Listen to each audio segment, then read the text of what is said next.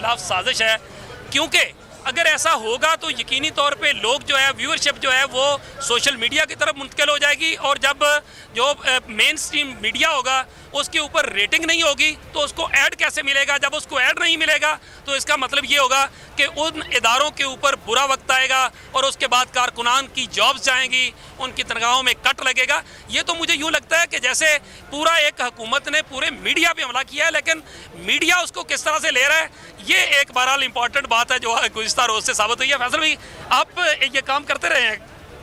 जी हाँ, बिल्कुल। मीडिया के ऊपर ये आपने बिल्कुल ठीक कहा है, एक चैनल की बात नहीं है, एक दो सारे चैनल्स की बात है।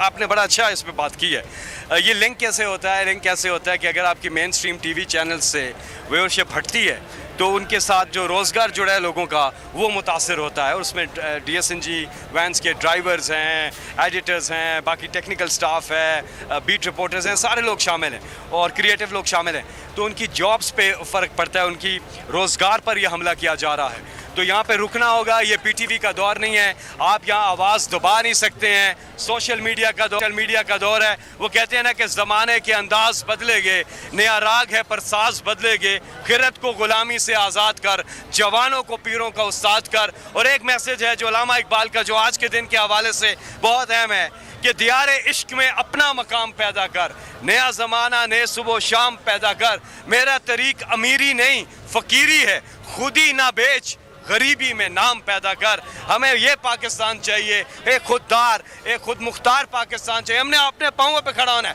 फैसला कुन घड़ी आ चुकी है, इस मुल्क में फैसला कुन घड़ी आ चुकी है। फैसल भाई, ये आपको किन को सुना रहे हैं जो कहते हैं कि हमें तो अमेरिका की ड्रिप लगी हुई है? देखें, ये वो गुलाम लोग, वो गुलामी वाले लोग जिन्होंने सिर्फ एक काम करना है। एक मुहिब वतन पाकिस्तानी इमरान खान, इन पे पर्चा हो रहा है गैर कानूनी। आप उन पे, उन्होंने कौन सा कानून तोड़ा है, कौन सा गैर कानूनी काम किया है? इमरान खान वो लीडर हैं जिन्होंने हलाल की कमाई की क्रिकेट के ज़माने में बाहर, और एक पैसा पाकिस्तान लेकर आए। और दूसरी तरफ जो हम पे मुसल्लत कर दी गई इम्पोर्टेड हुकूमत, उन्होंने यहाँ से गरीब का पैसा चोरी करके बैरून मुल्क असासे बनाए हुए हैं। यहीं पे लकीर खिंच जानी चाहिए, यहीं पे पता चल जाता है।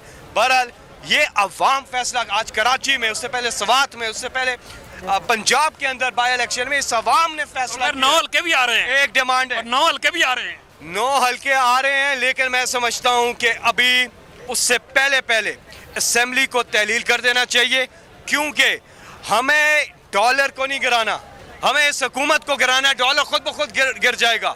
फैसला कुन घड़ी आ पहुंची है, कौम तैयार है। और मैं फिर कह रहा हूं, ये इमरान खान की कॉल अब नहीं है, अब इस कौम की ये कॉल है। इनकी कॉल पे तहरीक इंसाफ इनको लब्बैक कहेगी, क्योंकि ये कौम जो है ना सिर्फ पाकिस्तान में, जहाँ जहाँ पाकिस्तानी पाकिस्तान से बाहर भी हैं, उन्होंने फैसला कर लिया कि इनफ इज़ इनफ। और ये एक खुशी की बात ये है कि ये कौम जाग गई है, एक कौम बन गई है। यही पाकिस्तान को ज़रूरत है इस चीज़ की। ऐसे मनाजिर हमने पहले कभी भी नहीं देखे, कभी भी नहीं देखे। लेकिन फैसल भाई, लेवल प्लेइंग फील्ड के नाम पे नवाज शरीफ की वापसी की राहें बनाई जा रही हैं और कहा जा रहा है कि सारे बराबर हो जाओ और बराबर हो के सारे मैच खेलो। बराबर तो तब हो, बिल्कुल बराबर हो सकते हैं अगर वो जो बाहर उनकी दौलत है वो पाकिस्तान ले आए, इमरान खान की तरह बराबर हो जाएंगे वो। लेकिन उनको जो सज़ा मिली है सुप्रीम कोर्ट ऑफ पाकिस्तान से, वो पतंग उड़ाने पे तो नहीं मिली, बसंत मनाने में नहीं मिली, उनको मिली है। उन्होंने मनी लॉन्ड्रिंग की एक बहुत बड़ा नेटवर्क बनाया है और यहाँ से पैसा बाहर।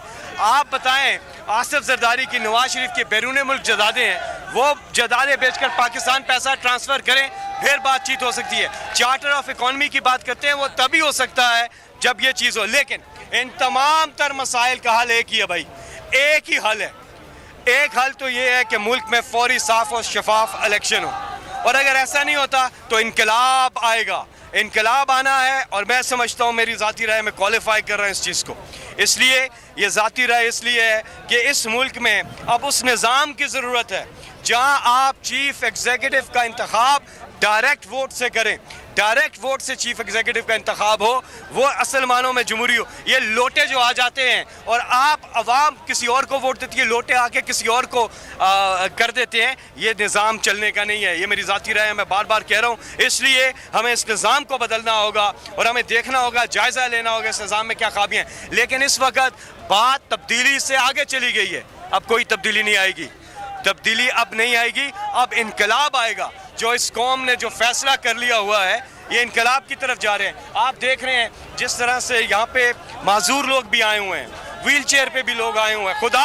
खुदारा पाकिस्तान पे तर्ज का है। अल्लाह ताला से दुआ है। और जो बुजुर्ग अभी सो नहीं पा रहे, रात जाग रहे हैं, फिक्र कर रहे हैं, वो टीवी देख रहे हैं, वो बोल न्यूज़ को देख रहे हैं, इंटरनेट पर देख रहे हैं, वो सो नहीं रहे हैं, वो परेशान है, पाकिस्तान के लिए परेशान है। खुदारा इसको कौम पे रहम करें। ये कौम की आवाज़ है, ये हम कुछ सियासी बात नहीं कर रहे। हम कह रहे हैं साफ और शफाफ इलेक्शन हो, जो भी पार्टी आती है वो काबिल कबूल होगी।